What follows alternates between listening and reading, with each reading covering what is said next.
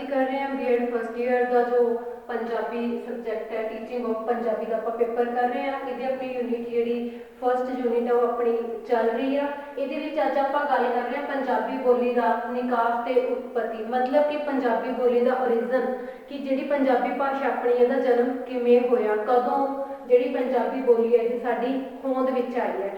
ਤਾਂ ਜੇਕਰ ਆਪਾਂ ਗੱਲ ਕਰੀਏ ਪੰਜਾਬੀ ਬੋਲੀ ਦੀ, ਤਾਂ ਪੰਜਾਬੀ ਜਿਹੜੀ ਬੋਲੀ ਆ ਮੇਨ ਤੌਰ ਤੇ ਇਹਨੂੰ ਕੀ ਮੰਨਿਆ ਗਿਆ ਕਿ ਇਹ ਇੱਕ ਜਿਹੜਾ ਆਪਣਾ ਇੱਕ ਛੋਟਾ ਜਿਹਾ ਸੂਬਾ, ਛੋਟਾ ਜਿਹਾ ਇੱਕ ਰਾਜ ਹੈ ਪੰਜਾਬ, ਉਸਦੀ ਬੋਲੀ ਇਹਨੂੰ ਮੇਨ ਤੌਰ ਤੇ ਮੰਨਿਆ ਗਿਆ ਕਿ ਮੋਸਟਲੀ ਇਹ ਪੰਜਾਬੀ ਰਾਜ ਵਿੱਚ ਜਿਹੜੇ ਲੋਕ ਰਹਿੰਦੇ ਨੇ, ਜਿਹੜੇ ਪੰਜਾਬੀ ਸੂਬੇ ਵਿੱਚ ਲੋਕ ਰਹਿੰਦੇ ਨੇ, ਪੰਜਾਬੀ ਉਹਨਾਂ ਦੁਆਰਾ ਹੀ ਬੋਲੀ ਜਾਂਦੀ ਹੈ। ਤਾਂ ਇਸ ਕਰਕੇ ਆਪਾਂ ਜਿਹੜੀ ਪੰਜਾਬੀ ਬੋਲੀ ਦੇ ਜਨਮ ਤੋਂ ਪਹਿਲਾਂ ਆਪਾਂ ਇੱਕ ਛੋਟੀ ਜਿਹੀ ਨਜ਼ਰ ਹੈ ਜਿਹੜੀ ਆਪਾਂ ਇੱਕ ਪੰਜਾਬ ਰਾਜ ਦੇ ਪਿਛੋਕੜ ਤੇ ਪਾ ਲੈਂਦੇ ਹਾਂ ਕਿ ਜਿਹੜਾ ਆਪਣਾ ਅੱਜ ਦਾ ਪੰਜਾਬ ਹੈ, ਅੱਜ ਦਾ ਪੰਜਾਬ ਆਪਣਾ ਇੱਕ ਬਹੁਤ ਛੋਟਾ ਪੰਜਾਬ ਹੈ ਜਿਹੜਾ ਕਿ ਮੁੱਢਲੇ ਪੰਜਾਬ ਦੇ ਨਾਲ ਬਹੁਤ ਹੀ ਵੱਖਰਾ ਹੈ। ਮੁੱਢਲੇ ਸਮੇਂ ਦੀ ਜੇ ਗੱਲ ਕਰੀਏ ਕਿ ਪ੍ਰਾਚੀਨ ਸਮੇਂ ਦੇ ਵਿੱਚ ਜਿਹੜਾ ਪੰਜਾਬ ਸੀ ਉਹ ਬਹੁਤ ਹੀ ਜ਼ਿਆਦਾ ਵੱਡਾ ਪੰਜਾਬ ਹੋਇਆ ਕਰਦਾ ਸੀਗਾ। ਤਾਂ ਸਮੇਂ ਦੇ ਨਾਲ ਨਾਲ ਵੱਖ-ਵੱਖ ਤੌਰ ਤੇ ਕੁਝ ਵਖਰੇਵੇਂ ਹੋਏ, ਕੁਝ ਜਿਹੜੀ ਰਾਜਨੀਤਿਕ ਉਥਲ ਪੁਥਲ ਹੋਈ, ਕੁਝ ਜਿਹੜੇ ਆਪਾਂ ਕਹਿ ਲਈਏ ਕਿ ਹੱਦਾਂ ਸਰਹੱਦਾਂ ਦੀ ਵੰਡ ਹੋਈ, ਉਹਦੇ ਜਿਹੜਾ ਅਸਰ ਹੈ ਉਹ ਪੰਜਾਬ ਰਾਜ ਤੇ ਕਿਵੇਂ ਪਿਆ, ਕਿਵੇਂ ਪੰਜਾਬ ਰਾਜ ਦੀ ਜੋ ਵੰਡ ਹੋਈ ਹੈ ਤੇ ਕਿਵੇਂ ਅੱਜ ਦਾ ਪੰਜਾਬ ਜਿਹੜਾ ਹੋਂਦ ਵਿੱਚ ਆਇਆ। ਜੇਕਰ ਆਪਾਂ ਗੱਲ ਕਰੀਏ ਕਿ ਜਿਹੜਾ ਆਪਣਾ ਪੰਜਾਬ ਸੂਬਾ ਉਹਦੇ ਵਿੱਚ ਬਹੁਤ ਹੀ ਜਿਹੜੀਆਂ ਉਥਲ ਪੁਥਲ ਰਹੀਆਂ ਨੇ, ਕੁਝ ਰਾਜਨੀਤਿਕ ਤੌਰ ਤੇ ਮਹੱਤਵਪੂਰਨ ਰਹੀਆਂ ਨੇ ਤੇ ਕੁਝ ਜਿਹੜੀਆਂ ਸੀਗੀਆਂ ਆਪਣੀਆਂ ਉਹ ਸਿਰਫ ਕੀ ਸੀਗੀਆਂ, ਇੱਕ ਜਿਹੜੇ ਆਪਣੇ ਪ੍ਰਬੰਧਕੀ ਤੌਰ ਹੁੰਦੇ ਨੇ, ਜਿਹੜੀਆਂ ਆਪਣੇ ਹੱਦਾਂ ਦੇ ਪ੍ਰਬੰਧ ਹੁੰਦੇ ਨੇ ਸਿਰਫ ਉਸ ਤੇ ਰਹੀਆਂ ਨੇ। ਤਾਂ ਜਿਹੜੀਆਂ 3 ਸਾਲ ਨੇ, ਪ੍ਰਮੁੱਖ 3 ਸਾਲਾਂ ਵਿੱਚ ਕੁਛ ਉਥਲ ਪੁਥਲ ਆਈਆਂ ਨੇ। ਆਪਾਂ ਗੱਲ ਕਰੀਏ, ਇੱਕ ਤਾਂ ਸੀਗੀ 1947 ਦੀ, ਇੱਕ ਸੀਗੀ 1956 ਦੀ ਤੇ ਇੱਕ ਸੀਗੀ 1966 ਦੀ। ਜਿਹੜੇ ਅਕਸਰ ਆਪਾਂ ਗੱਲ ਕਰਦੇ ਕਿ ਜੋ 1956 ਤੇ 1966 ਦੀ ਜਿਹੜੀ ਹਲਚਲ ਸੀਗੀ, ਜਿਹੜਾ ਇਹਦੇ ਵਿੱਚ ਕੋਈ ਉਥਲ ਪੁਥਲ ਆਈ ਸੀ, ਉਹਦਾ ਸਿਰਫ ਇੱਕ ਨਾ ਪ੍ਰਬੰਧਕੀ ਮਹੱਤਵ ਸੀਗਾ। ਇਹਦੀਆਂ ਸਿਰਫ ਹੱਦਾਂ ਸਰਹੱਦਾਂ ਨੂੰ ਲੈ ਕੇ ਇੱਕ ਮਹੱਤਵ ਸੀਗਾ ਕਿ ਪੰਜਾਬ ਰਾਜ ਵਿੱਚੋਂ ਕੱਟ ਕੇ ਇੱਕ ਨਵਾਂ ਰਾਜ ਬਣ ਗਿਆ। ਤੇ ਜੇਕਰ ਆਪਾਂ ਗੱਲ ਕਰੀਏ 1947 ਦੀ, ਤਾਂ ਇਹ 1947 ਦਾ ਜਿਹੜਾ ਸਮਾਂ ਸੀ ਉਹ ਰਾਜਨੀਤਿਕ ਤੌਰ ਤੇ ਵੀ ਬਹੁਤ ਜ਼ਿਆਦਾ ਜੋ ਮਹੱਤਵਪੂਰਨ ਰਿਹਾ। 1947 ਵਿੱਚ ਕੀ ਹੋਇਆ, ਪੰਜਾਬ ਦੀ ਵੰਡ ਹੋ ਗਈ। ਜਿਹੜਾ ਮੁਸਲਮਾਨ ਵਾਲਾ ਬਹੁ ਗਿਣਤੀ ਇਲਾਕਾ ਸੀ ਉਹ ਕੀ ਹੋ ਗਿਆ, ਉਹ ਪਾਕਿਸਤਾਨ ਵੱਲ ਚਲਾ ਗਿਆ। ਇੱਥੋਂ ਜਦੋਂ ਇਹਦੇ ਵਿੱਚ ਫੇਰ ਬਦਲ ਹੋਇਆ, ਇੱਕ ਨਵਾਂ ਦੇਸ਼ ਹੀ ਬਣ ਗਿਆ ਜਿਸ ਨੂੰ ਪਾਕਿਸਤਾਨ ਕਿਹਾ ਜਾਂਦਾ ਹੈ ਤੇ ਉਸ ਨੂੰ ਲਹਿੰਦਾ ਪੰਜਾਬ ਵੀ ਕਹਿੰਦੇ ਆ। ਅਗਰ ਆਪਾਂ ਗੱਲ ਕਰੀਏ ਪੰਜਾਬ ਦਾ ਜਿਹੜਾ ਵਖਰੇਵਾਂ 1947 ਚ ਸੀ, ਉਹਦੇ ਨਾਲ ਲਹਿੰਦਾ ਪੰਜਾਬ ਤੇ ਚੜ੍ਹਦਾ ਪੰਜਾਬ, ਦੋ ਤਰ੍ਹਾਂ ਦੇ ਜਿਹੜੇ ਪੰਜਾਬ ਬਣ ਗਏ। ਜਿਹੜਾ ਲਹਿੰਦਾ ਪੰਜਾਬ ਆ ਉਹ ਅੱਜ ਕੱਲ੍ਹ ਕੀ ਆ, ਪਾਕਿਸਤਾਨ ਦੇ ਹਿੱਸੇ ਆ, ਪਾਕਿਸਤਾਨ ਦੇ ਨਾਮ ਨਾਲ ਜਾਣਿਆ ਜਾਂਦਾ ਹੈ। ਤੇ ਜਿਹੜਾ ਚੜ੍ਹਦਾ ਪੰਜਾਬ 1947 ਵਿੱਚ ਰਿਹਾ ਸੀਗਾ, ਜਿਹੜਾ ਅੱਜ ਆਪਣੇ ਭਾਰਤ ਦਾ ਇੱਕ ਸੂਬਾ ਦਾ ਪੰਜਾਬ, ਉਹ ਚੜ੍ਹਦਾ ਪੰਜਾਬ ਰਿਹਾ। ਤਾਂ ਜਿਹੜੀ ਪੰਜਾਬੀ ਬੋਲੀ ਹੈ ਇਸਦਾ ਜਿਹੜਾ ਮੁੱਢ ਕਹਿ ਸਕਦੇ ਹਾਂ ਆਪਾਂ, ਤਾਂ ਪੰਜਾਬ ਰਾਜ ਮੰਨਿਆ ਗਿਆ ਕਿ ਪੰਜਾਬ ਰਾਜ ਵਿੱਚੋਂ ਇਸਦਾ ਮੁੱਢ ਹੋਇਆ ਸੀਗਾ। ਆਪਾਂ ਅਗਰ ਇਤਿਹਾਸ ਦੀ ਗੱਲ ਕਰੀਏ ਤਾਂ ਇਤਿਹਾਸਕਾਰ ਦੱਸਦੇ ਨੇ ਕਿ ਬਹੁਤ ਸਮੇਂ ਪਹਿਲਾਂ, ਕਿ ਪ੍ਰਾਚੀਨ ਸਮੇਂ ਵਿੱਚ ਜੋ ਆਰਿਆ ਲੋਕ ਸੀਗੇ ਆਪਣਾ ਦੇਸ਼ ਛੱਡ ਕੇ ਉਹ ਪੰਜਾਬ ਵਿੱਚ ਐਂਟਰ ਹੋਏ। ਪੰਜਾਬ ਵਿੱਚ ਉਹਨਾਂ ਨੇ ਆਪਣਾ ਘਰ ਬਣਾਇਆ। ਜਿਹੜੇ ਪੰਜਾਬ ਦੇ ਲੋਕ ਸੀਗੇ ਉਹਨਾਂ ਨੇ ਪੰਜਾਬ ਤੋਂ ਬਾਹਰ ਧੱਕਣੇ ਸ਼ੁਰੂ ਕਰ ਦਿੱਤੇ। ਉਹ ਜ਼ਿਆਦਾਤਰ ਲੋਕ ਸੀਗੇ ਜਿਹੜੇ ਪੰਜਾਬ ਦੇ ਉਹ ਦੱਖਣੀ ਭਾਰਤ ਵੱਲ ਚਲੇ ਗਏ। ਤਾਂ ਜਿਹੜਾ ਪੰਜਾਬ ਸੀ, ਪੰਜਾਬ ਨੂੰ ਆਪਦਾ ਘਰ ਉਹਨਾਂ ਨੇ ਬਣਾ ਲਿਆ ਕਿਉਂਕਿ ਜਿਹੜੇ ਆਰਿਆ ਲੋਕ ਸੀਗੇ ਉਹਨਾਂ ਨੂੰ ਬਹੁਤ ਹਿੰਮਤੀ ਲੋਕ ਮੰਨਿਆ ਜਾਂਦਾ ਸੀਗਾ। ਤੇ ਉਹਨਾਂ ਨੇ ਕੀ ਕੀਤਾ, ਪੰਜਾਬ ਵਿੱਚ ਸੀਗਾ ਜਿਹੜਾ ਖੇਤੀ ਦਾ ਕਿੱਤਾ ਸਟਾਰਟ ਕਰ ਦਿੱਤਾ ਗਿਆ। ਖੇਤੀ ਦਾ ਕਿੱਤਾ ਸਟਾਰਟ ਹੋਣ ਕਰਕੇ ਪੰਜਾਬ ਨੂੰ ਪ੍ਰਾਚੀਨ ਸਮੇਂ ਵਿੱਚ ਵਾਹਿਕ ਦੇਸ਼ ਵੀ ਕਿਹਾ ਜਾਂਦਾ ਸੀ ਕਿਉਂਕਿ ਉੱਥੋਂ ਦੇ ਜਿਹੜੇ ਲੋਕ ਸੀਗੇ ਉਹ ਵਾਹੀ ਕਰਦੇ ਸੀਗੇ। ਵਾਹੀ ਮਤਲਬ ਖੇਤੀਬਾੜੀ ਦੇ ਕੰਮ ਨੂੰ ਵਾਹੀ ਕਰਨਾ ਵੀ ਕਹਿ ਦਿੱਤਾ ਜਾਂਦਾ ਹੈ। ਤਾਂ ਇਸ ਕਰਕੇ ਜਿਹੜਾ ਆਪਣਾ ਪੰਜਾਬ ਸੀਗਾ, ਤਾਂ ਪੰਜਾਬ ਨੂੰ ਵਾਹਿਕ ਦੇਸ਼ ਦੇ ਨਾਮ ਨਾਲ ਜਾਣਿਆ ਜਾਂਦਾ ਸੀਗਾ। ਤੇ ਪ੍ਰਾਚੀਨ ਸਮੇਂ ਵਿੱਚ ਇਤਿਹਾਸਕਾਰਾਂ ਤੋਂ ਇੱਕ ਹੋਰ ਗੱਲ ਵੀ ਪਤਾ ਲੱਗਦੀ ਹੈ ਕਿ ਜਿਹੜਾ ਪੰਜਾਬ ਆ ਉਹਦੇ ਵਿੱਚ 7 ਦਰਿਆ ਸੀ ਜਿਹੜੇ ਉਹ ਵਹਿੰਦੇ ਸਨ। 7 ਦਰਿਆ ਵਹਿੰਦੇ ਹੋਣ ਕਰਕੇ ਕੁਛ ਜੋ ਇਤਿਹਾਸ ਵਿੱਚ ਆਪਾਂ ਨੂੰ ਸ਼ਬਦ ਮਿਲਦੇ ਨੇ, ਸਪਤ ਸਿੰਧੂ, ਤਾਂ ਕਿ ਪੰਜਾਬ ਨੂੰ ਸਪਤ ਸਿੰਧੂ ਦਾ ਨਾਮ ਵੀ ਦਿੱਤਾ ਗਿਆ ਸੀਗਾ। 7 ਦਰਿਆਵਾਂ ਦੀ ਧਰਤੀ ਹੋਣ ਕਰਕੇ ਪੰਜਾਬ ਨੂੰ ਸਪਤ ਸਿੰਧੂ ਕਿਹਾ ਜਾਂਦਾ ਸੀਗਾ। ਹੌਲੀ ਹੌਲੀ ਸਪਤ ਸਿੰਧੂ ਤੋਂ ਫਿਰ ਜਦੋਂ ਆਰਿਆ ਦੀ ਉੱਥੇ ਪ੍ਰਧਾਨਗੀ ਸੀਗੀ ਤਾਂ ਇਹਨੂੰ ਆਰਿਆਵਰਤ ਦਾ ਜਿਹੜਾ ਨਾਮ ਸੀ ਉਹ ਦਿੱਤਾ ਗਿਆ। ਸਾਨੂੰ ਕੁਛ ਇੱਕ ਇਹੋ ਜਿਹੇ ਜਿਹੜੇ ਕਹਿ ਲਓ ਕਿ ਲਿਖੇ ਹੋਏ ਜਾਂ ਫਿਰ ਕੋਈ ਗ੍ਰੰਥ ਵਗੈਰਾ ਜਾਂ ਵੇਦ ਵਗੈਰਾ ਨੇ ਉੱਥੇ ਆਰਿਆਵਰਤ ਨਾਮ ਵਾਰ-ਵਾਰ ਪੜ੍ਹਨ ਨੂੰ ਆਉਂਦਾ, ਜਿਸ ਤੋਂ ਅਸੀਂ ਆਈਡੀਆ ਲਾ ਸਕਦੇ ਹਾਂ ਕਿ ਆਰਿਆ ਦੀ ਪ੍ਰਧਾਨਗੀ ਹੇਠ ਪੰਜਾਬ ਦਾ ਜਿਹੜਾ ਨਾਮ ਹੈ ਆਰਿਆਵਰਤ ਵੀ ਸੀ ਜਿਹੜਾ ਉਹ ਪ੍ਰਚਲਿਤ ਰਿਹਾ ਸੀਗਾ। ਤਾਂ ਆਰਿਆਂ ਦੇ ਆਉਣ ਤੋਂ ਪਹਿਲਾਂ ਜਿਹੜਾ ਪੰਜਾਬ ਸੀਗਾ ਉੱਥੇ ਉਹ ਦ੍ਰਵਿੜ ਲੋਕ ਰਹਿੰਦੇ ਸੀਗੇ, ਪਰ ਆਰੇ ਜਿਹੜੇ ਲੋਕ ਸੀਗੇ ਉਹਨਾਂ ਨੇ ਦ੍ਰਵਿੜ ਲੋਕਾਂ ਤੇ ਵੀ ਆਪਣਾ ਕਬਜ਼ਾ ਕਰ ਲਿਆ ਸੀਗਾ ਤੇ ਜਿਹੜੇ ਦ੍ਰਵਿੜ ਲੋਕ ਸੀ ਉਹ ਵੀ ਉਹਨਾਂ ਨੇ ਪਾਸੇ ਧੱਕ ਦਿੱਤੇ ਸੀਗੇ। ਰਾਜਨੀਤਿਕ ਉਥਲ-ਪੁਥਲ ਹੋਈਆਂ ਜਾਂ ਫਿਰ ਆਪਾਂ ਕਹਿ ਲਈਏ ਕਿ ਕੁਝ ਇੱਕ ਕੁਦਰਤੀ ਆਫਤਾਂ ਵੀ ਪੰਜਾਬ ਤੇ ਆਈਆਂ। ਕੁਦਰਤੀ ਆਫਤਾਂ ਆਉਣ ਕਰਕੇ ਜਿਹੜੇ 2 ਦਰਿਆ ਸੀਗੇ ਉਹ ਪੰਜਾਬ ਚੋਂ ਲੁਪਤ ਹੋ ਗਏ, ਜਿਹਦੇ ਵਿੱਚੋਂ ਆਪਾਂ ਅਗਰ ਗੱਲ ਕਰੀਏ ਸਰਸਵਤੀ ਦੀ ਤਾਂ ਸਰਸਵਤੀ ਅਲੋਪ ਹੋ ਗਈ ਮੰਨੀ ਜਾਂਦੀ ਹੈ। ਤਾਂ ਜੋ ਰੋਪੜ ਦੇ ਲਾਗੇ ਸਰਸਾ ਨਦੀ ਮੰਨੀ ਗਈ ਹੈ ਤਾਂ ਸਰਸਵਤੀ ਦਾ ਰੂਪ ਹੀ ਜੋ ਸਰਸਾ ਨਦੀ ਮੰਨੀ ਗਈ ਹੈ। ਫਿਰ ਹੌਲੀ ਹੌਲੀ ਜਦੋਂ 2 ਦਰਿਆ ਕੱਟੇ ਗਏ ਪੰਜਾਬ ਵਿੱਚ ਬਾਕੀ ਬਚਦੇ 5 ਦਰਿਆਵਾਂ ਦੇ ਜਿਹੜੇ ਨਾਮ ਤੇ ਆਧਾਰ ਤੇ ਪੰਜਾਬ ਨੂੰ 5 ਆਬ ਦਾ ਨਾਮ ਦਿੱਤਾ ਗਿਆ। ਪਹਿਲਾਂ ਇਹਨੂੰ 5 ਨਦ ਆਖਿਆ ਗਿਆ, ਫਿਰ ਉਸ ਤੋਂ ਬਾਅਦ 5 ਆਬ ਆਖਿਆ ਜਾਣ ਲੱਗਿਆ। ਹੌਲੀ ਹੌਲੀ 5 ਆਬ ਤੋਂ ਨਾਮ ਚੇਂਜ ਹੁੰਦਾ ਹੁੰਦਾ ਇਹ ਪੰਜਾਬ ਬਣ ਗਿਆ, ਜਿਹੜਾ ਅੱਜ ਕੱਲ੍ਹ ਪ੍ਰਚਲਿਤ ਹੈ ਕਿ ਪੰਜਾਬ ਸੂਬਾ ਜੋ ਅੱਜ ਕੱਲ੍ਹ ਨਾਮ ਦਿੱਤਾ ਗਿਆ ਹੈ 5 ਆਬ ਤੋਂ ਹੀ ਪੰਜਾਬ ਬਣ ਕੇ ਆਇਆ।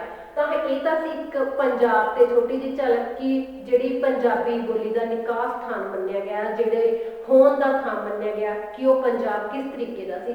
ਹੁਣ ਆਪਾਂ ਗੱਲ ਕਰਦੇ ਹਾਂ ਪੰਜਾਬੀ ਬੋਲੀ ਦਾ ਨਿਕਾਸ ਤੇ ਉਤਪਤੀ, ਕਿ ਪੰਜਾਬੀ ਬੋਲੀ ਦਾ ਜਨਮ ਸੀ ਜਿਹੜਾ ਉਹ ਕਿਵੇਂ ਹੋਇਆ। ਜੇਕਰ ਆਪਾਂ ਗੱਲ ਕਰੀਏ ਕਿ ਜਿਹੜਾ ਇੱਕ ਸੰਸਾਰ ਹੈ, ਇੱਕ ਬਹੁਤ ਵੱਡਾ ਸੰਸਾਰ ਹੈ, ਬਹੁਤ ਵੱਡੇ ਏਰੀਏ 'ਚ ਫੈਲਿਆ ਹੋਇਆ ਹੈ ਕਿ ਹਰ ਇੱਕ ਜਗ੍ਹਾ ਤੇ ਜਿਹੜੇ ਲੋਕ ਰਹਿੰਦੇ ਨੇ, ਪਰ ਉਹ ਕੁਛ ਇੱਕ ਸਾਗਰਾਂ ਮਹਾਸਾਗਰਾਂ ਨਦੀਆਂ ਦੁਆਰਾ ਉਹ ਥਾਂ ਜਿਹੜੇ ਇੱਕ ਦੂਜੇ ਨਾਲੋਂ ਕੱਟੇ ਗਏ ਨੇ। ਤਾਂ ਇੱਕ ਜਿਹੜੇ ਵੱਖਰੇਵੇਂ ਏਰੀਏ ਬਣੇ ਹੋਏ ਨੇ, ਤਾਂ ਵੱਖਰੇਵੇਂ ਜਿਹੜੇ ਏਰੀਏ ਬਣੇ ਹੋਏ ਨੇ ਉਹਦੇ ਵਿੱਚ ਵੱਖ-ਵੱਖ ਭਾਸ਼ਾ ਜਿਹੜੀਆਂ ਬੋਲੀਆਂ ਜਾਂਦੀਆਂ ਨੇ।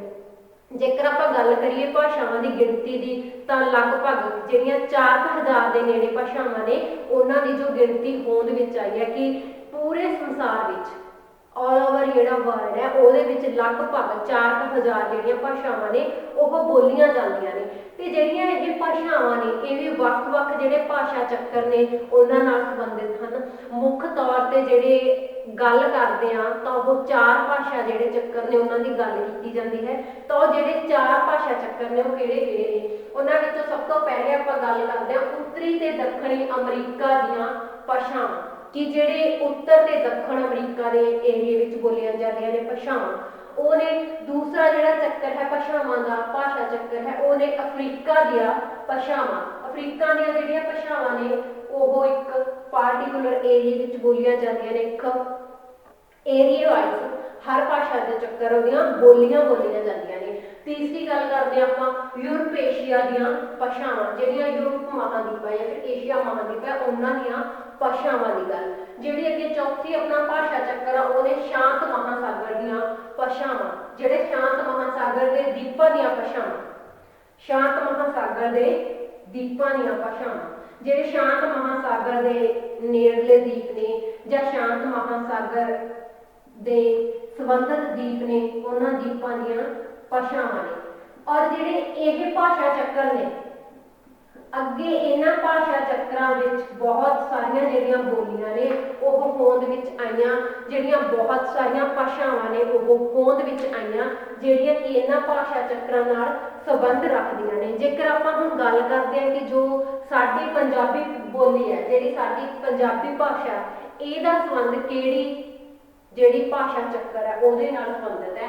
ਸਾਡੀ ਜਿਹੜੀ ਪੰਜਾਬੀ ਬੋਲੀ ਹੈ ਉਹਦਾ ਜਿਹੜਾ ਸੰਬੰਧ ਹੈ ਉਹ ਸਿੱਧੇ ਤੌਰ ਤੇ ਯੂਰਪ ਏਸ਼ੀਆ ਦੀਆਂ ਜਿਹੜੀਆਂ ਭਾਸ਼ਾਵਾਂ ਚੱਕਰ ਨੇ, ਯੂਰਪ ਏਸ਼ੀਆ ਦੀਆਂ ਜੋ ਭਾਸ਼ਾਵਾਂ ਨੇ ਉਹਦੇ ਨਾਲ ਸਾਡੀ ਜਿਹੜੀ ਪੰਜਾਬੀ ਬੋਲੀ ਹੈ ਉਹ ਸੰਬੰਧਿਤ ਆ, ਉਹ ਸੰਬੰਧ ਰੱਖਦੀ ਹੈ ਸਾਡੀ, ਕਿਉਂਕਿ ਜਿਹੜਾ ਸਾਡਾ ਦੇਸ਼ ਹੈ ਉਹ ਜਿਸ ਮਹਾਂਦੀਪ ਅੰਡਰ ਆਉਂਦਾ ਜਾਂ ਜਿਸ ਮਹਾਦੀਪ ਦੇ ਲਾਗੇ ਹੈ, ਜਿਸ ਦੀਪ ਦੇ ਲਾਗੇ ਹੈ, ਉਸੇ ਤਰੀਕੇ ਦਾ ਜਿਹੜਾ ਇਹਦਾ ਭਾਸ਼ਾ ਦਾ ਚੱਕਰ ਹੈ। ਤਾਂ ਸਾਡਾ ਜਿਹੜਾ ਭਾਸ਼ਾ ਚੱਕਰ ਯੂਰਪ ਏਸ਼ੀਆ ਭਾਸ਼ਾਵਾਂ ਦਾ ਜੋ ਚੱਕਰ ਹੈ ਉਹਦੇ ਨਾਲ ਸੰਬੰਧਿਤ ਹੈ, ਔਰ ਇਹਦਾ ਜਿਹੜਾ ਸੰਬੰਧ ਹੈ ਇਹ ਆਰਿਆ ਪਰਿਵਾਰ ਨਾਲ ਸਾਡੀ ਬੋਲੀ ਦਾ ਸੰਬੰਧ ਹੈ। ਸਾਡੀ ਪੰਜਾਬੀ ਬੋਲੀ ਦੀ ਜੋ ਉਤਪਤੀ ਹੋਈ ਹੈ, ਜੋ ਦਾ ਜਨਮ ਹੋਇਆ, ਉਹ ਕਿੱਥੋਂ ਹੋਇਆਗਾ? ਉਹ ਜਿਹੜੇ ਆਰਿਆਈ ਭਾਸ਼ਾ ਸਾਡਾ ਪਰਿਵਾਰ ਹੈ ਉਹਦੇ ਨਾਲ ਹੋਇਆ, ਕਿਉਂਕਿ ਸਿੱਧੇ ਤੌਰ ਤੇ ਜਿਹੜੀ ਸਾਡੀ ਪੰਜਾਬੀ ਉਹ ਸਿੱਧੇ ਤੌਰ ਤੇ ਪੰਜਾਬੀ ਨਹੀਂ ਆਈ।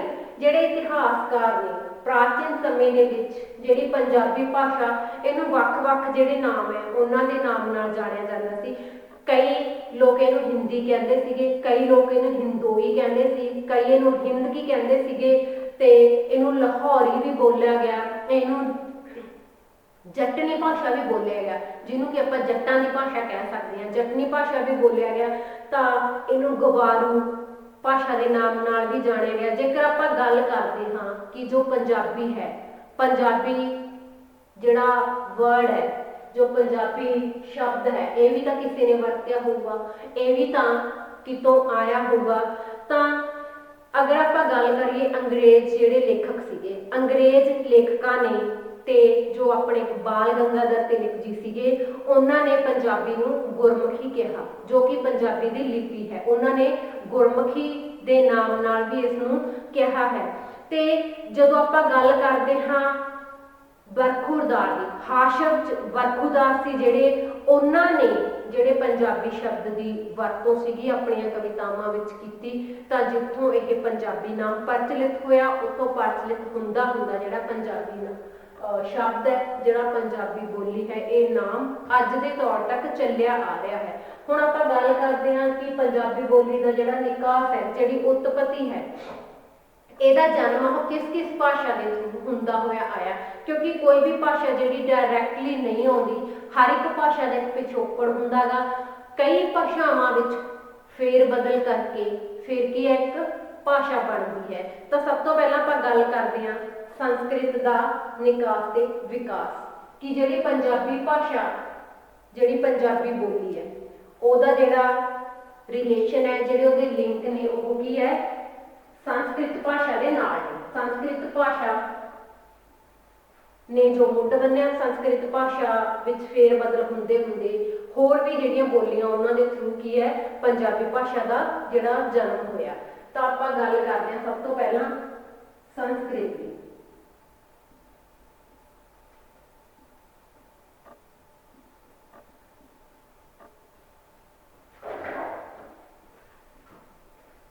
ਸੰਸਕ੍ਰਿਤ ਭਾਸ਼ਾ ਦਾ ਜਨਮ ਤੇ ਵਿਕਾਸ।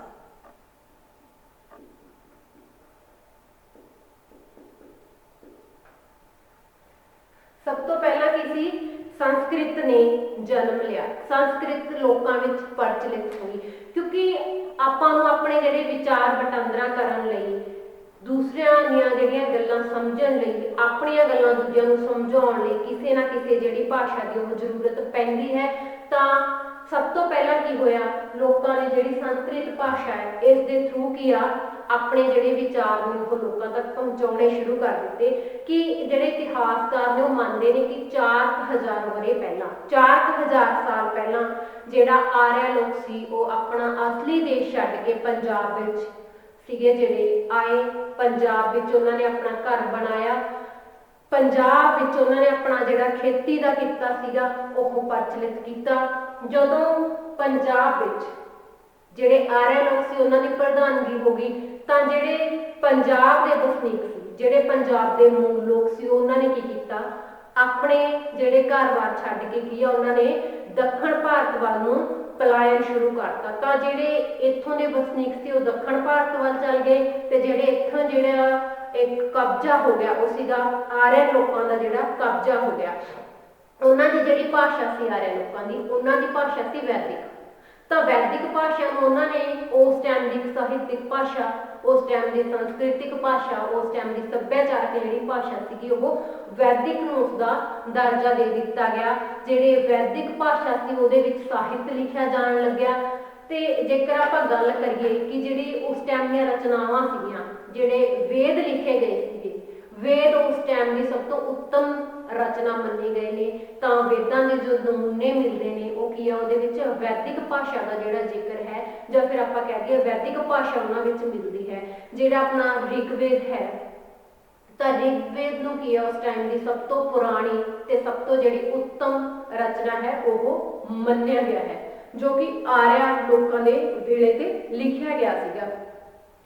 ਤੇ ਸਮੇਂ ਦੇ ਬੀਤਣ ਨਾਲ ਕੀ ਹੋਇਆ, ਜਿਹੜੀ ਵੈਦਿਕ ਭਾਸ਼ਾ ਸੀਗੀ ਉਹਦਾ ਜ਼ੋਰ ਘਟ ਗਿਆ, ਕਿਉਂਕਿ ਜਿਹੜੀ ਵੈਦਿਕ ਭਾਸ਼ਾ ਸੀਗੀ ਉਹ ਆਪਾਂ ਕਹਿ ਲਈਏ ਕਿ ਇੱਕ ਵਿਆਕਰਣ 'ਚ ਵੱਧ ਗਈ, ਉਹ ਇੱਕ ਸਾਹਿਤਿਕ ਭਾਸ਼ਾ ਬਣ ਗਈ। ਤਾਂ ਜਦੋਂ ਕੋਈ ਭਾਸ਼ਾ ਨਿਯਮਾਂ ਵਿੱਚ ਵੱਜੀ ਜਾਂਦੀ ਹੈ, ਰੂਲ ਰੈਗੂਲੇਸ਼ਨ ਦੇ ਅੰਡਰ ਆ ਜਾਂਦੀ ਹੈ, ਤਾਂ ਉਹ ਬਹੁਤੇ ਟਾਈਮ ਕੀ ਆ ਲੋਕਾਂ ਦੀ ਪਸੰਦ ਨਹੀਂ ਰਹਿ ਸਕਦੀ, ਕਿਉਂਕਿ ਲੋਕਾਂ ਨੇ ਜਿਹੜੀ ਆਮ ਬੋਲਚਾਲ ਦੀ ਭਾਸ਼ਾ ਹੁੰਦੀ ਆ ਉਹਦੇ ਵਿੱਚ ਕਾਫੀ ਤੋੜ ਮਰੋੜ ਕਰਕੇ ਆਪਣੀ ਸੁਵਿਧਾ ਦੇ ਅਨੁਸਾਰ ਉਹਨਾਂ ਨੇ ਭਾਸ਼ਾ ਨੂੰ ਬੋਲਣਾ ਸਟਾਰਟ ਕਰ ਦੇਣਾ ਹੁੰਦਾ। ਤੇ ਇਸ ਕਰਕੇ ਜਿਹੜੀ ਵੈਦਿਕ ਭਾਸ਼ਾ ਸੀਗੀ ਉਹ ਲੋਕਾਂ ਦੇ ਜਿਹੜੇ ਮਨਾਂ ਤੋਂ ਲੱਥਣ ਲੱਗ ਗਈ, ਲੋਕਾਂ ਦੇ ਮਨਾਂ ਤੋਂ ਪਾਸੇ ਹੋਣ ਲੱਗ ਗਈ। ਲੋਕਾਂ ਨੇ ਉਸ ਬੋਲੀ ਨੂੰ, ਉਸ ਭਾਸ਼ਾ ਨੂੰ ਨਕਾਰਨਾ ਸ਼ੁਰੂ ਕਰ ਦਿੱਤਾ ਗਿਆ।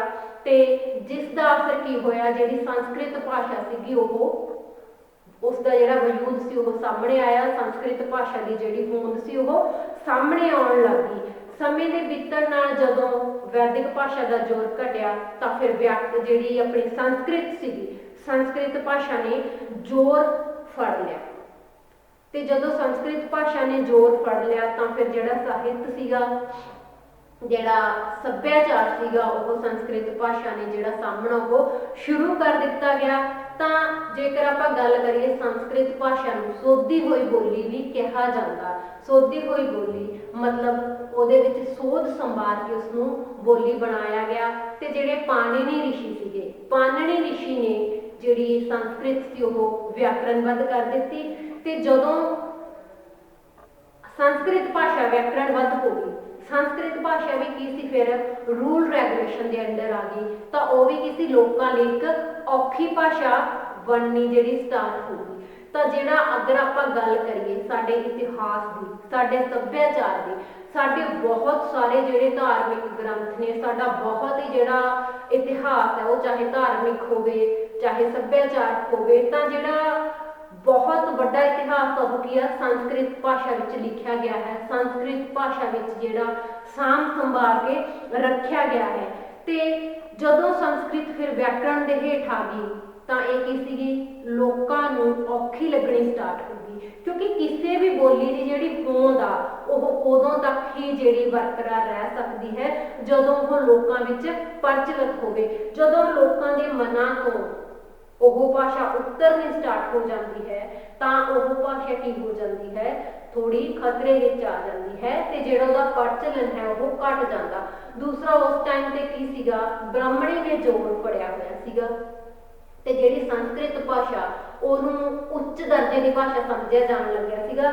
ਜਿਹੜੀ ਸੰਸਕ੍ਰਿਤ ਹੈ ਉਹਨੂੰ ਦੇਵਤਿਆਂ ਦੀ ਭਾਸ਼ਾ ਸਮਝਣ ਜਾਣ ਲੱਗਿਆ ਸੀ ਉਸ ਟਾਈਮ ਸੇ। ਤਾਂ ਜਿਹੜੀ ਉਹ ਆਮ ਲੋਕਾਂ ਲਈ ਇੱਕ ਨਾ ਪਾਬੰਦੀ ਲਗਾ ਦਿੱਤੀ ਸੀਗੀ ਬ੍ਰਾਹਮਣ ਸਮਾਜ ਨੇ, ਕਿਉਂਕਿ ਉਸ ਟਾਈਮ ਤੇ ਬ੍ਰਾਹਮਣੀ ਨੇ ਜ਼ੋਰ ਫੜਿਆ ਸੀ, ਬ੍ਰਾਹਮਣ ਸਮਾਜ ਨੇ ਜ਼ੋਰ ਫੜਿਆ ਸੀਗਾ। ਤਾਂ ਬ੍ਰਾਹਮਣ ਜਿਹੜਾ ਸਮਾਜ ਸੀ ਉਹਦੀ ਪ੍ਰਧਾਨਤਾ ਹੋ ਗਈ ਸੀਗੀ ਬਾਕੀ ਸਮਾਜ ਦੇ ਉੱਤੇ। ਤਾਂ ਉਹਨਾਂ ਨੇ ਜਿਹੜੀ ਸੰਸਕ੍ਰਿਤ ਭਾਸ਼ਾ ਨੂੰ ਇੱਕ ਪਵਿੱਤਰ ਭਾਸ਼ਾ ਕਹਿ ਕੇ ਆਮ ਲੋਕਾਂ ਦੀ ਪਹੁੰਚ ਤੋਂ ਉਸਨੂੰ ਦੂਰ ਕਰ ਦਿੱਤਾ ਗਿਆ, ਜਿਹਦਾ ਕਿ ਨਤੀਜਾ ਹੋਇਆ ਸੰਸਕ੍ਰਿਤ ਭਾਸ਼ਾ ਲੋਕਾਂ ਦੇ ਮਨਾਂ ਤੋਂ ਲੈ ਗਈ। ਲੋਕਾਂ ਨੇ ਸੰਸਕ੍ਰਿਤ ਭਾਸ਼ਾ ਨੂੰ ਨਕਾਰ ਦਿੱਤਾ ਪੂਰੀ ਤਰੀਕਾ ਤੇ। ਲੋਕਾਂ ਨੇ ਆਪਣੀ ਆਮ ਜਿਹੜੀ ਬੋਲਚਾਲ ਦੀ ਭਾਸ਼ਾ ਸੀਗੀ ਉਹ ਬਦਲਣੀ ਸਟਾਰਟ ਕਰ ਦਿੱਤੀ, ਕਿਉਂਕਿ ਕਿਸੇ ਵੀ ਚੀਜ਼ ਦੀ ਹੋਂਦ ਖਤਰੇ ਵਿੱਚ ਉਦੋਂ ਆਉਂਦੀ ਹੈ ਜਦੋਂ ਲੋਕ ਉਹਨੂੰ ਨਕਾਰਨਾ ਸ਼ੁਰੂ ਕਰ ਦੇਣ। ਇਹੀ ਪਹਿਲਾਂ ਵੈਦਿਕ ਭਾਸ਼ਾ ਨਾਲ ਹੋਇਆ, ਫਿਰ ਉਸ ਤੋਂ ਬਾਅਦ ਇਹੀ ਸੰਸਕ੍ਰਿਤ ਭਾਸ਼ਾ ਨਾਲ ਹੋਇਆ। ਜਦੋਂ ਸੰਸਕ੍ਰਿਤ ਭਾਸ਼ਾ ਦਾ ਜੋਰ ਘਟ ਗਿਆ, ਲੋਕਾਂ ਨੇ ਇਸ ਭਾਸ਼ਾ ਨੂੰ ਨਕਾਰਤਾ, ਲੋਕਾਂ ਨੇ ਇਸ ਭਾਸ਼ਾ ਨੂੰ ਦਿਲੋਂ ਉਤਾਰਤਾ, ਤਾਂ ਉਸ ਟਾਈਮ ਤੇ ਫਿਰ ਪ੍ਰਾਕ੍ਰਿਤਕ ਭਾਸ਼ਾ ਦਾ ਟਾਈਮ ਆਇਆ, ਟਾਈਮ ਆਫ ਪ੍ਰਾਕ੍ਰਿਤਕ। ਪ੍ਰਾਕ੍ਰਿਤਕ ਭਾਸ਼ਾ ਕੀ ਹੁੰਦੀਆਂ ਨੇ, ਉਹ ਵੀ ਲੋਕਾਂ ਦੀਆਂ ਜਿਹੜੀਆਂ ਆਮ ਬੋਲਚਾਲ ਦੀਆਂ ਭਾਸ਼ਾ ਹੁੰਦੀਆਂ ਨੇ ਉਹ ਪ੍ਰਾਕ੍ਰਿਤਕ ਭਾਸ਼ਾ ਹੁੰਦੀਆਂ ਨੇ। ਤਾਂ ਅੱਗੇ ਜਿਹੜਾ ਸੰਸਕ੍ਰਿਤ ਤੋਂ ਬਾਅਦ ਟਾਈਮ ਆਇਆ ਸੀ ਉਹ ਕਿਹਦਾ ਸਮਾਂ ਸੀਗਾ, ਉਹ ਪ੍ਰਾਕ੍ਰਿਤਾਂ ਦਾ ਜਿਹੜਾ ਸਮਾਂ ਸੀਗਾ। ਅੱਗੇ ਆਪਾਂ ਗੱਲ ਕਰਦੇ ਹਾਂ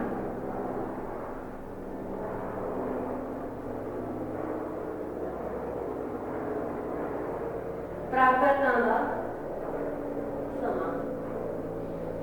ठीक है। ਆਪਾਂ ਪਹਿਲੇ ਦੱਸਿਆ कि ਜਦੋਂ ਲੋਕਾਂ ਵਿੱਚ ਕਿਸੇ ਚੀਜ਼ ਨੂੰ ਲੈ ਕੇ ਵਿਦਰੋਹ ਹੋ ਜਾਵੇ, ਵਿਰੋਧ ਹੋ ਜਾਵੇ ਤਾਂ ਉਹ ਕੀ ਚੀਜ਼ ਹੁੰਦੀ ਆ, ਉਹ ਖਤਮ ਹੋਣ ਦੀ ਕਗਾਰ ਤੇ ਆ ਜਾਂਦੀ ਹੈ। ਤਾਂ ਸੇਮ ਕੀ ਹੋਇਆ ਸੰਸਕ੍ਰਿਤ ਭਾਸ਼ਾ ਨਾਲ ਹੋਇਆ ਕਿ ਲੋਕਾਂ ਨੇ ਆਪਦੀ ਜਿਹੜੀ ਸਹੂਲੀਅਤ ਅਨੁਸਾਰ ਕੀ ਸੀਗੀ ਪ੍ਰਾਕ੍ਰਿਤਿਕ ਭਾਸ਼ਾ ਦਾ ਜਿਹੜਾ ਸੀਗਾ ਉਹ ਵਿਕਾਸ ਕਰ ਲਿਆ, ਕਿਉਂਕਿ ਜਿਹੜੀ ਸੰਸਕ੍ਰਿਤ ਸੀ ਉਹ ਇੱਕ ਸਪੈਸ਼ਲ ਵਰਗ ਵਿੱਚ ਠੀਕ ਹੈ ਵਰਤੀ ਜਾਣ ਲੱਗੀ ਸੀਗੀ, ਜਿਹਨੂੰ ਦੇਵਤਿਆਂ ਦੀ ਭਾਸ਼ਾ ਕਹਿ ਕੇ ਬ੍ਰਾਹਮਣ ਸਮਾਜ ਨੇ ਆਪਣਾ ਕਬਜ਼ਾ ਕਰ ਲਿਆ ਸੀ ਤੇ ਆਮ ਲੋਕਾਂ ਦੀ ਪਹੁੰਚ ਤੇ ਇਹਨੂੰ ਦੂਰ ਕਰਤਾ ਸੀਗਾ। ਤੇ ਜਿਹੜੀਆਂ ਲੋਕ ਬੋਲੀਆਂ ਸੀਗੀਆਂ ਉਹ ਲੋਕਾਂ ਦੀ ਸੁਵਿਧਾ ਅਨੁਸਾਰ ਲੋਕ ਉਹਨਾਂ ਵਿੱਚ ਕੀ ਆ ਤੋੜ ਮਰੋੜ ਕਰ ਲੈਂਦੇ ਨੇ, ਤਾਂ ਆਪਣੀ ਸੁਵਿਧਾ ਅਨੁਸਾਰ ਉਹਨਾਂ 'ਚ ਫੇਰ ਬਦਲ ਕਰ ਲੈਂਦੇ ਨੇ। ਤਾਂ ਉਹ ਲੋਕ ਬੋਲੀਆਂ ਸੰਸਕ੍ਰਿਤ ਨਾਲੋਂ ਜਿਹੜੀਆਂ ਕਾਫੀ ਭਿੰਨ ਸੀਗੀਆਂ, ਕਾਫੀ ਅਲੱਗ ਤਰ੍ਹਾਂ ਦੀਆਂ ਸੀਗੀਆਂ। ਤਾਂ ਜਿਹਦੇ ਕਰਕੇ ਕੀ ਸੀਗੀਆਂ ਪ੍ਰਾਕ੍ਰਿਤਿਕ ਭਾਸ਼ਾ ਨੇ ਜ਼ੋਰ ਫੜ ਲਿਆ, ਲੋਕਾਂ ਦੀ ਜਿਹੜੀ ਭਾਸ਼ਾ ਸੀ ਉਹਨਾਂ ਨੇ ਜ਼ੋਰ ਫੜ ਲਿਆ। ਤਾਂ ਉਸ ਟਾਈਮ 'ਚ ਕੀ ਸੀਗਾ ਫਿਰ ਜਿਹੜਾ ਸਾਹਿਤ ਦੀ ਰਚਨਾ ਹੋਣੀ ਸਟਾਰਟ ਹੋਈ ਸੀਗੀ, ਉਹ ਜਿਹੜੇ ਪ੍ਰਾਕ੍ਰਿਤਿਕ ਭਾਸ਼ਾ ਸੀ ਉਹਨੇ ਸਾਹਿਤ ਦੀ ਜਿਹੜੀ ਰਚਨਾ ਸੀ ਆਰੰਭ ਕਰ ਦਿੱਤੀ ਸੀ। ਸਾਹਿਤਿਕ ਰਚਨਾ ਪ੍ਰਾਕ੍ਰਿਤਿਕ ਭਾਸ਼ਾ ਵਿੱਚ ਹੋਣੀ ਜਾਣ ਲੱਗੀ, ਲੋਕ ਗੀਤ ਲਿਖੇ ਗਏ, ਉਸ ਤਰੀਕੇ ਦੀਆਂ ਜਿਹੜੀਆਂ ਹੋਰ ਲੋਕ ਬੋਲੀਆਂ ਸੀਗੀਆਂ, ਲੋਕ ਗੀਤ ਸੀਗੇ, ਜਿਹੜੇ ਆਪਾਂ ਕਹਿ ਦਈਏ ਸਾਹਿਤ ਜਿਹਨੂੰ ਆਪਾਂ ਨਾਟਕ ਨਾਵਲ ਕੁਝ ਵੀ ਕਹਿ ਸਕਦੇ ਹਾਂ, ਕਵਿਤਾਵਾਂ ਕਹਾਣੀਆਂ, ਤਾਂ ਉਹ ਕੀ ਸੀਗੀਆਂ ਪ੍ਰਾਕ੍ਰਿਤਿਕ ਜਿਹੜੀਆਂ ਭਾਸ਼ਾ ਸੀਗੀਆਂ ਉਹਦੇ ਵਿੱਚ ਲਿਖੀਆਂ ਜਾਣ ਲੱਗੀਆਂ। ਉੱਪਰੋਂ ਫਿਰ ਜਿਹੜਾ ਬੁੱਧ ਮਤ ਤੇ ਇੱਕ ਜੈਨ ਮਤ ਦਾ ਪ੍ਰਚਾਰ ਹੋਇਆ, ਉਹਨਾਂ ਨੇ ਕੀ ਸੀਗਾ ਨਾ ਜਿਹੜਾ ਸੰਸਕ੍ਰਿਤ ਨੂੰ ਹੋਰ ਵੀ ਧੱਕਾ ਲਾਇਆ, ਕਿਉਂਕਿ ਹਰ ਇੱਕ ਧਰਮ ਦਾ ਜਿਹੜਾ ਪ੍ਰਚਾਰ ਸੀ ਉਹ ਲੋਕ ਆਪਣੇ ਅਨੁਸਾਰ ਕਰਦੇ ਸੀ, ਆਪਣੇ ਆਪ ਨੂੰ ਬੈਸਟ ਮੰਨਿਆ ਜਾਂਦਾ ਸੀ, ਆਪਣੇ ਆਪ ਨੂੰ ਬੈਸਟ ਰੱਖ ਕੇ ਕਰਦੇ ਸੀਗੇ। ਤੇ ਬੁੱਧ ਮਤ ਤੇ ਜੈਨ ਮਤ ਦੇ ਪ੍ਰਚਾਰ ਕਰਕੇ ਜਦੋਂ ਸੰਸਕ੍ਰਿਤ ਨੂੰ ਧੱਕਾ ਹੋਰ ਵੀ ਜ਼ਿਆਦਾ ਲੱਗਿਆ ਤਾਂ ਉੱਥੋਂ ਹੋਰ ਵੀ ਜਿਹੜੀਆਂ ਸਥਾਨਕ ਬੋਲੀਆਂ ਸੀਗੀਆਂ ਉਹ ਹੋਰ ਉੱਭਰਨ ਲੱਗੀਆਂ, ਲੋਕਾਂ ਦੀਆਂ ਜਿਹੜੀਆਂ ਹੋਰ ਬੋਲੀਆਂ ਸੀ ਉਹ ਵੀ ਜਿਹੜੀਆਂ ਸਾਹਮਣੇ ਆਉਣ ਲੱਗੀਆਂ। ਇਹਨਾਂ ਵਿੱਚੋਂ ਇੱਕ ਮਗਧ ਜਿਹੜਾ ਕਿ ਬਿਹਾਰ ਇਲਾਕੇ ਦਾ, ਉਹਨਾਂ ਦੀ ਜਿਹੜੀ ਪ੍ਰਾਕ੍ਰਿਤਿਕ ਬੋਲੀ ਸੀ ਉਹ ਸਭ ਤੋਂ ਜ਼ਿਆਦਾ ਪ੍ਰਸਿੱਧ ਹੋਈ, ਤਾਂ ਜਿਹਨੇ ਇੱਕ ਦੇਸ਼ ਵਿਆਪੀ ਜਿਹੜਾ ਰੂਪ ਧਾਰਨ ਕਰ ਲਿਆ ਸੀ, ਜਿਹਨੂੰ ਆਪਾਂ ਕਹਿ ਦਈਏ ਪੂਰੇ ਦੇਸ਼ ਵਿੱਚ ਉਹ ਪ੍ਰਸਿੱਧ ਹੋ ਗਈ ਸੀਗੀ। ਤੇ ਅੱਗੇ ਆਪਾਂ ਗੱਲ ਕਰੀਏ ਕਿ ਉਸ ਸਮੇਂ ਵਿੱਚ ਪਾਲੀ ਵੀ ਭਾਸ਼ਾ ਆਈ, ਪਾਲੀ ਭਾਸ਼ਾ ਵਿੱਚ ਵੀ ਥੋੜਾ ਬਹੁਤ ਜਿਹੜਾ ਸਾਹਿਤ ਸੀ ਉਹ ਵੀ ਲਿਖਿਆ ਗਿਆ, ਕਿਉਂਕਿ ਕੋਈ ਵੀ ਭਾਸ਼ਾ ਸੀ ਉਸ ਟਾਈਮ ਤੇ ਜਿਹਨੇ ਸਿਰ ਚੁੱਕਿਆ ਉਹ ਸੀਗੀ ਲੋਕਾਂ ਨੇ ਨੇੜ ਦੀ ਭਾਸ਼ਾ ਸੀਗੀ। ਤੇ ਸੰਸਕ੍ਰਿਤ ਲੋਕਾਂ ਦੀ ਔਖੀ ਭਾਸ਼ਾ ਸੀ ਕਿਉਂਕਿ ਇਹ ਵਿਆਕਰਣ ਬੱਧੀ ਹੋਈ ਸੀ, ਇਸ ਕਰਕੇ ਜਿਹੜੀਆਂ ਹੋਰ ਉੱਥੋਂ ਸਥਾਨਿਕ ਬੋਲੀਆਂ ਆਈਆਂ ਉਹਨਾਂ ਨੇ ਕੀ ਕੀਤਾ ਬਹੁਤ ਹੀ ਜ਼ਿਆਦਾ ਸਿਰ ਚੁੱਕਿਆ, ਉਹਨਾਂ ਨੇ ਬਹੁਤ ਹੀ ਜ਼ਿਆਦਾ ਜਿਹੜੀ ਆਪਣੀ ਪਹਿਚਾਣ ਬਣਾਈ। ਤਾਂ ਅੱਗੇ ਆਪਾਂ ਗੱਲ ਕਰਦੇ ਹਾਂ ਜਦੋਂ ਪ੍ਰਾਕ੍ਰਿਤਿਕ ਦਾ ਸਮਾਂ ਚੱਲਦਾ ਰਿਹਾ, ਪ੍ਰਾਕ੍ਰਿਤਿਕ ਦਾ ਸਮਾਂ ਚੱਲਦਾ ਰਿਹਾ, ਜਿਹੜੀਆਂ ਇਹਦੇ ਵਿੱਚ ਭਾਸ਼ਾਵਾਂ ਆਈਆਂ ਸੀਗੀਆਂ ਉਹਨਾਂ ਨੂੰ ਵੀ ਸਾਹਿਤਿਕ ਰੂਪ ਦੇ ਦਿੱਤਾ ਗਿਆ, ਉਹਨਾਂ ਨੂੰ ਵੀ ਕੀ ਸੀਗਾ ਹੌਲੀ ਹੌਲੀ ਜਿਹੜਾ ਵਿਆਕਰਣ ਸੀ ਉਹਨਾਂ ਦੀ ਵਿਆਕਰਣ ਬਣਾਈ ਗਈ। ਤੇ ਇਸ ਲਈ ਜਿਹੜੀਆਂ ਪ੍ਰਾਕ੍ਰਿਤਿਕ ਭਾਸ਼ਾ ਸੀਗੀਆਂ ਫਿਰ ਉਹਨਾਂ ਵਿੱਚ ਵੀ ਲੋਕਾਂ ਨੇ ਫੇਰ ਬਦਲ ਕੀਤਾ, ਉਹਨਾਂ ਵਿੱਚ ਵੀ ਆਪਦੇ ਸੁਵਿਧਾ ਅਨੁਸਾਰ ਕਿਸੇ ਜਿਹੜੇ ਫੇਰ ਬਦਲ ਕੀਤੇ ਗਏ, ਉਹਨਾਂ ਨੂੰ ਤੋੜਿਆ ਮਰੋੜਿਆ ਗਿਆ। ਤਾਂ ਉਹਨਾਂ ਤੋਂ ਅੱਗੇ ਕੀ ਹੋਇਆ ਫਿਰ ਪ੍ਰਾਕ੍ਰਿਤਿਕਾਂ ਤੋਂ ਬਾਅਦ ਅਪਭ੍ਰੰਸ਼ਾਂ ਨੇ ਸਿਰ ਚੁੱਕਿਆ, ਅਪਭ੍ਰੰਸ਼ਾਂ ਦਾ ਜੋ ਸਮਾਂ ਆਇਆ।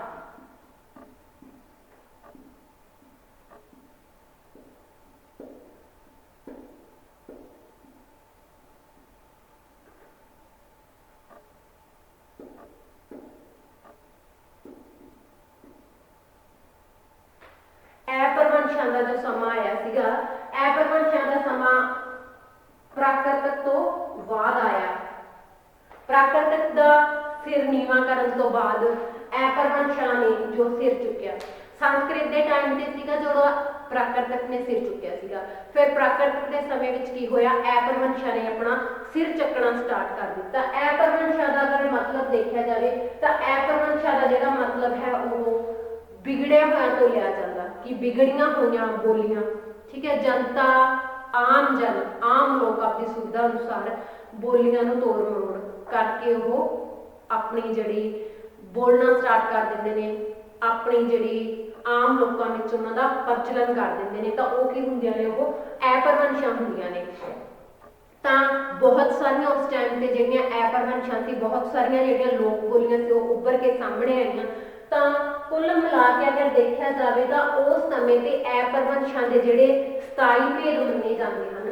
ਅਪਭ੍ਰੰਸ਼ਾਂ ਦੇ ਟੋਟਲ 27 ਭੇਦ ਮੰਨੇ ਗਏ ਹਨ ਕਿ 27 ਤਰ੍ਹਾਂ ਦੀਆਂ ਜਿਹੜੀਆਂ ਐਪਰਵੰਸ਼ਾਂ ਸੀਗੀਆਂ ਉਹ ਹੋਂਦ ਵਿੱਚ ਆਈਆਂ। ਤਾਂ ਤੁਸੀਂ ਸੋਚ ਕੇ ਦੇਖੋ ਕਿ ਕਿੰਨੀਆਂ ਜਿਹੜੀਆਂ ਨਵੀਆਂ ਬੋਲੀਆਂ ਉਸ ਟਾਈਮ ਤੇ ਉੱਭਰ ਕੇ ਸਾਹਮਣੇ ਆਈਆਂ, ਕਿਉਂਕਿ ਇੱਕ ਬੋਲੀ ਵਿੱਚੋਂ ਹੀ ਦੂਜੀ ਬੋਲੀ ਨਿਕਲਦੀ ਹੈ, ਦੂਜੀ ਬੋਲੀ ਵਿੱਚੋਂ ਹੀ ਤੀਜੀ ਬੋਲੀ ਨਿਕਲਦੀ ਜਾਂਦੀ ਹੈ। ਤਾਂ ਇਸ ਕਰਕੇ ਕੀ ਹੈ, ਜਿਹੜੀਆਂ ਭਾਸ਼ਾ ਹੁੰਦੀ ਆ, ਇਹ ਭਾਸ਼ਾ ਹਮੇਸ਼ਾ ਕੀ ਹੁੰਦੀ ਹੈ, ਵਿਕਾਸਸ਼ੀਲ ਹੁੰਦੀ ਹੈ ਤੇ ਪਰਿਵਰਤਨਸ਼ੀਲ ਹੁੰਦੀ ਹੈ। ਤਾਂ ਭਾਸ਼ਾ ਕਦੇ ਵੀ ਰੁਕਦੀ ਨਹੀਂ। ਇਸ ਕਰਕੇ ਕੀ ਆ ਕਿ ਭਾਸ਼ਾ ਜਿਹੜਾ ਪ੍ਰਕਰਤਾਂ ਦਾ ਸਮਾਂ ਸੀ ਉਹਦੇ ਵਿੱਚ ਪ੍ਰਕਰਤਾਂ ਦੇ ਇਤਿਹਾਸਕਾਰਾਂ ਨੇ 27 ਭੇਦ ਮੰਨੇ ਨੇ ਕਿ ਉਸ ਟਾਈਮ ਤੇ ਇੰਨੇ ਕੁ ਤਰੀਕੇ ਦੀਆਂ ਜਿਹੜੀਆਂ ਐਪਰਵੰਸ਼ਾਂ ਨੇ ਸਿਰ ਚੁੱਕਿਆ ਗਿਆ ਸੀਗਾ।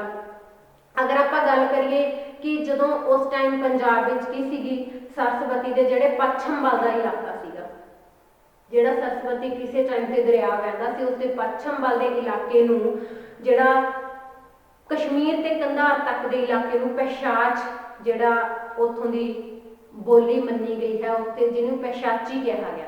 ਪੈਸ਼ਾਚੀ ਉਸ ਟਾਈਮ ਉਸਨੂੰ ਭੂਤ ਪ੍ਰੇਤਾਂ ਦਾ ਇਲਾਕਾ ਮੰਨਿਆ ਜਾਂਦਾ ਸੀ, ਤਾਂ ਉਸਦੀ ਬੋਲੀ ਨੂੰ ਜਿਹੜਾ ਨਾ ਪੈਸ਼ਾਚੀ ਬੋਲੀ ਕਿਹਾ ਗਿਆ ਸੀ। ਉਸ ਨੂੰ ਜਿਹੜੀ ਭੂਤਾਂ ਦੀ ਬੋਲੀ ਕਿਹਾ ਜਾਣ ਲੱਗਿਆ ਸੀ। ਤੇ ਅੱਗੇ ਜਿਹੜੀ ਪੈਸ਼ਾਚੀ ਬੋਲੀ ਹੋਈ ਆ, ਉਸੇ ਤੋਂ ਹੀ ਕਿਤੇ ਨਾ ਕਿਤੇ ਸਾਡੀ ਪੰਜਾਬੀ ਦੀ ਜਿਹੜੀ ਹੋਂਦ ਆਈ ਹੈ। ਪੰਜਾਬ ਦੇ ਪੂਰਬੀ ਹਿੱਸੇ ਵਿੱਚ ਉਸ ਟਾਈਮ ਤੇ ਜਿਹੜੀ ਸ਼ੋਰ ਸ਼ੈਣੀ ਬੋਲੀ ਬੋਲੀ ਜਾਂਦੀ ਸੀਗੀ, ਇੱਕ ਉੱਥੋਂ ਸੀਗੀ ਪੈਸ਼ਾਚੀ ਬੋਲੀ,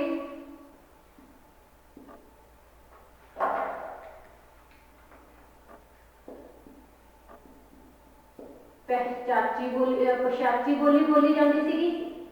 ਤੇ ਜਿਹੜਾ ਦੂਸਰੀ ਸਾਈਡ ਦਾ ਇਲਾਕਾ ਸੀ ਉਹਦੇ ਵਿੱਚ ਉਸ ਟਾਈਮ ਤੇ ਜਿਹੜੀ ਸ਼ੋਰ ਸ਼ੈਣੀ ਉਹ ਜਿਹੜੀ ਬੋਲੀ ਸੀਗੀ ਜਾਂ ਸ਼ੋਰ ਸ਼ੈਣੀ ਜਿਹੜੀ ਐਪਰਵੰਸ਼ ਸੀਗੀ ਉਹ ਬੋਲੀ ਜਾਂਦੀ ਸੀਗੀ। ਤਾਂ ਜਿਹੜੀਆਂ ਇਹ ਦੋ ਭਾਸ਼ਾਵਾਂ ਸੀਗੀਆਂ, ਜਿਹੜੀਆਂ ਇਹ ਦੋ ਬੋਲੀਆਂ ਸੀਗੀਆਂ, ਇਹ ਬਹੁਤ ਹੀ ਜ਼ਿਆਦਾ ਜਿਹੜੀ ਪ੍ਰਚਲਿਤ ਹੋਈਆਂ ਸੀਗੀਆਂ, ਬਹੁਤ ਹੀ ਜ਼ਿਆਦਾ ਉਸ ਟਾਈਮ ਤੇ ਲੋਕਾਂ ਵਿੱਚ ਪ੍ਰਚਲਿਤ ਹੋਈਆਂ, ਬਹੁਤ ਫੇਮਸ ਹੋਈਆਂ ਸੀਗੀਆਂ। ਬਹੁਤ ਜਿਹੜੀਆਂ ਲੋਕਾਂ ਨੇ ਇਸ ਨੂੰ ਆਪਣੇ ਮਨਾਂ ਤੇ ਰਾਜ ਕਰਵਾਇਆ, ਲੋਕਾਂ ਨੇ ਉਸ ਟਾਈਮ ਇਸ ਨੂੰ ਉਸ ਸਮੇਂ ਤੇ ਰਾਜ ਕਰਵਾਇਆ। ਅੱਗੇ ਇਸ ਤੋਂ ਜਿਹੜੇ ਪੈਸ਼ਾਚੀ ਤੇ ਸ਼ੋਰ ਸ਼ੈਣੀ ਸੀਗੀਆਂ, ਇਹਨਾਂ ਦੇ ਆਪਸੀ ਮੇਲ ਜੋਲ ਤੋਂ ਵੀ ਅੱਗੇ ਜਿਹੜੀਆਂ ਦੋ ਹੋਰ ਨਵੀਆਂ ਭਾਸ਼ਾਵਾਂ ਨਿਕਲੀਆਂ, ਜਿਹੜੀਆਂ ਕਿ ਅੱਗੇ ਪੰਜਾਬੀ ਨੂੰ ਜਨਮ ਦਿੰਦੀਆਂ ਨੇ। ਜਿਹੜੀ ਸ਼ੋਰ ਸ਼ੈਣੀ ਭਾਸ਼ਾ ਸੀਗੀ ਉਸ ਤੋਂ ਕਈ ਭਾਸ਼ਾ ਨਿਕਲੀ, ਜਿਹੜੀ ਪੈਸ਼ਾਚੀ ਸੀਗੀ ਉਸ ਤੋਂ ਕੀ ਸੀਗੀ, ਅੱਗੇ ਟਕੀ ਭਾਸ਼ਾ ਨਿਕਲੀ। ਜਿਹੜੀ ਪੈਸ਼ਾਚੀ ਬੋਲੀ ਸੀਗੀ ਇਸ ਤੋਂ ਕੀ ਸੀਗੀ, ਟਕੀ ਭਾਸ਼ਾ ਨਿਕਲੀ। ਔਰ ਜਿਹੜੀ ਸ਼ੋਰ ਸ਼ੈਣੀ ਬੋਲੀ ਉਸ ਟਾਈਮ ਤੇ ਬੋਲੀ ਜਾਂਦੀ ਸੀਗੀ ਉਸ ਤੋਂ ਕਿ ਕਈ ਬੋਲੀ ਨਿਕਲੀ। ਠੀਕ ਹੈ, ਕਿ ਕਈ ਬੋਲੀ ਨਿਕਲੀ। ਇਹ ਦੋਨੇ ਬੋਲੀਆਂ ਤੋਂ ਅੱਗੇ ਜਾ ਕੇ ਕੀ ਹੋਇਆ, ਜਿਹੜੇ ਆਪਣੀ ਪੰਜਾਬੀ ਬੋਲੀ ਹੈ ਇਸ ਦਾ ਜਨਮ ਮੰਨਿਆ ਜਾਂਦਾ ਹੈ। ਟਕੀ ਔਰ ਕਈ, ਤਾਂ ਇਹਨਾਂ ਦੋਨਾਂ ਬੋਲੀਆਂ ਤੋਂ ਅੱਗੇ ਕੀ ਬਣਿਆ, ਆਪਣੀ ਜਿਹੜੀ ਪੰਜਾਬੀ ਬੋਲੀ ਹੈ ਉਹ ਇਹਨਾਂ ਦੋਨਾਂ ਭਾਸ਼ਾਵਾਂ ਤੋਂ ਮਿਲ ਕੇ ਬਣੀ ਹੈ। ਤਾਂ ਇਹ ਜਿਹੜੀ ਆਪਣੀ ਪੰਜਾਬੀ ਭਾਸ਼ਾ ਦਾ ਜਨਮ ਹੋਇਆ, ਜੋ ਆਪਣੀ ਪੰਜਾਬੀ ਭਾਸ਼ਾ ਹੋਂਦ ਵਿੱਚ ਆਈ, ਤਾਂ ਉਹ ਕਿਹੜੀਆਂ ਬੋਲੀਆਂ ਵਿੱਚੋਂ ਹੁੰਦੀ ਹੋਈ, ਕਿਹੜੇ ਸਮੇਂ ਵਿੱਚੋਂ ਜੋ ਹੁੰਦੀ ਹੋਈ, ਆਪਣੀ ਅੱਜ ਦੀ ਜਿਹੜੀ ਇਹਦੀ ਹੋਂਦ ਆ, ਅੱਜ ਦੀ ਜਿਹੜੀ ਇਹਦੀ ਨਾਮ ਹੈ, ਅੱਜ ਦਾ ਜਿਹੜਾ ਇਹਦਾ ਵਿਕਸਿਤ ਰੂਪ ਹੈ, ਇਹਨਾਂ ਤੱਕ ਪਹੁੰਚੀ ਹੈ। ਜਦੋਂ ਆਪਾਂ ਗੱਲ ਕਰਦੇ ਹਾਂ ਪੰਜਾਬੀ ਦੀ, ਤਾਂ ਪੰਜਾਬੀ ਨੂੰ ਇੱਕ ਬਹੁਤ ਹੀ ਅਮੀਰ, ਜਿਹੜੀ ਬਹੁਤ ਇੱਕ ਗੁਰੂ ਸਾਹਿਬਾਨਾਂ ਦੀ ਦੇਣ ਹੈ, ਉਹ ਮੰਨੀ ਜਾਂਦੀ ਹੈ ਪੰਜਾਬੀ ਬੋਲੀ। ਪੰਜਾਬੀ ਬੋਲੀ ਨੂੰ ਬਹੁਤ ਪਿਆਰੀ ਬੋਲੀ ਦਾ ਨਾਮ